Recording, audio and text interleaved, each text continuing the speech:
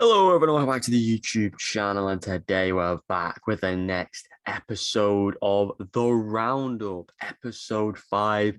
And this is the series where we bring together a huge compiled list of recently announced things in the gaming, TV, and movie world. If you haven't checked out any of this information, then you're in for a treat because there's a variety of things from Disney to Lionsgate to sequels and prequels and TV shows and all that jazz. A lot of information you may have already found out, but that depends on which socials you follow and what movies you're into. But anyway, I would deliver on all that right now. So hit that subscribe button, leave a like, and keep up to date with the Roundup series, so you never miss an announcement. I also do individual announcements too. So enjoy and comment down below your most anticipated things covered up. So I'm intrigued. So first off, I want to talk about the Walt Disney Studios slate. I'm just going to run through all the upcoming films that they've announced. A couple of new things in there that we just didn't 100% know were happening, but now we do. So obviously Lightyear, Doctor Strange, Multiverse of Madness, the Bob's Burgers movie, and Thor, Love and Thunder. They were all set in stone, ready to come out. You've got the re-released, remastered version of Avatar that's going to be re-released in cinema because they want to keep getting back that #1 spot. You've got Black Panther, Wakanda Forever, Amsterdam, a new film announced, The Banshees of Inishin, I don't even know what that says, Inisherin, a new film, The Menu, whatever that's about, a cool title revealed as Strange World. It has very similar vibes to your Tarzans and that sort of stuff.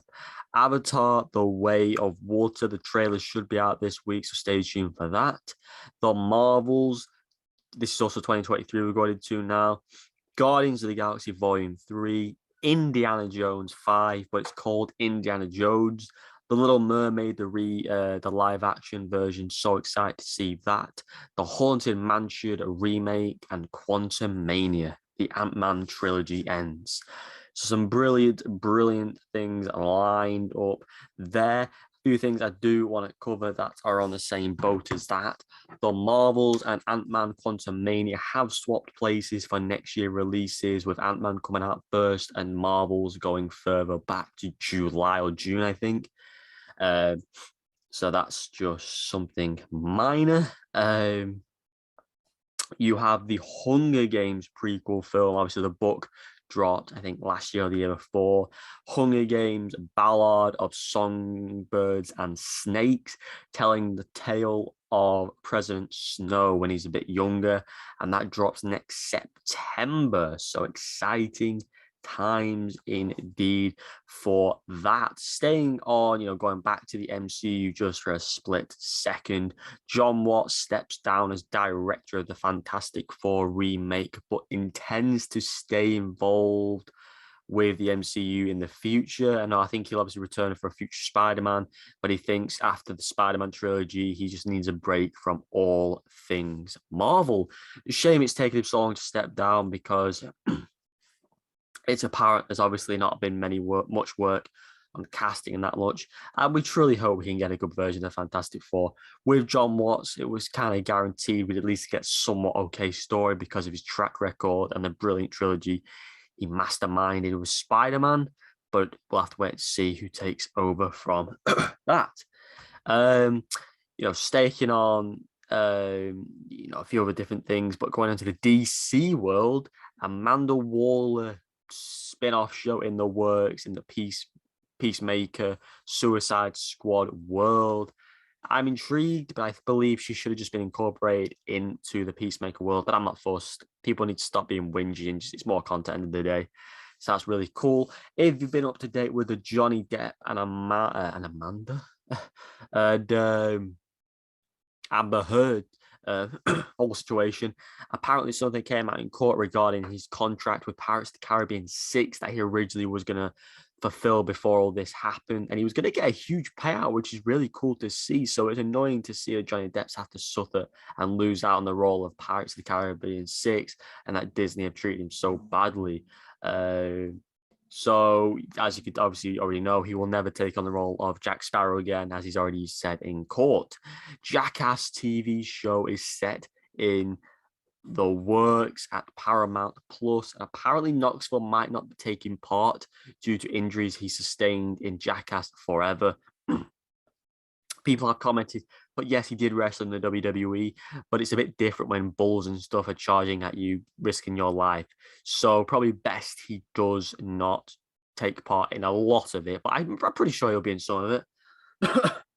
Moving on to a couple of final announcements. That is Dune prequel show set prior to the Dune film with Zendaya and the rest of the cast. I don't know who will feature in this. Don't know when it's going to be set, but obviously intriguing to see. They want to keep expanding the universe with the sequel films and obviously the prequel show.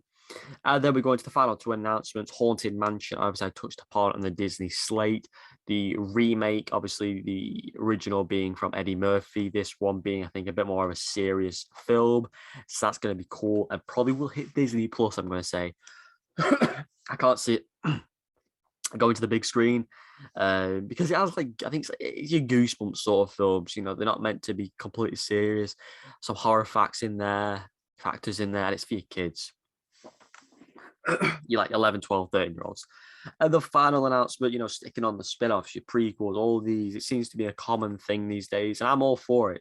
And especially when a great actress like Ana de Armas, known for Knives Out and James Bond and multiple other things now, is going to be involved in the John Wick female spin-off, technically, called Ballerina. She basically does the exact same thing as John Wick. She's going to play a spy and take down some people. So I'm intrigued to see her be involved in that, take on a great role like this. The fact that she would have already been in 3 huge films, you know, Bond, No Time to Die, Knives Out being huge, also being known for Daniel Craig, and now being in the John Wick universe is absolutely brilliant.